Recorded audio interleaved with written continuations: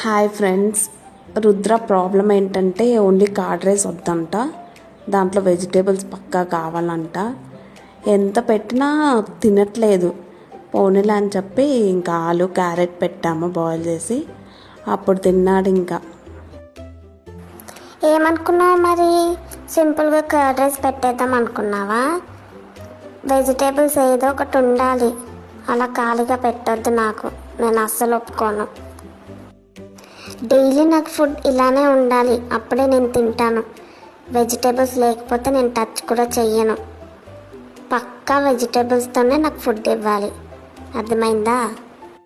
పెద్ద చెప్పావులే, ఫస్ట్ తిను, కంప్లీట్ చేయి ఫుడ్. నేను చేస్తాలే. ఇంకేమైనా ఉన్నాయా వెజిటేబుల్స్? వెయ్యు, అందులో కొన్నే కనిపించాయి నాకు.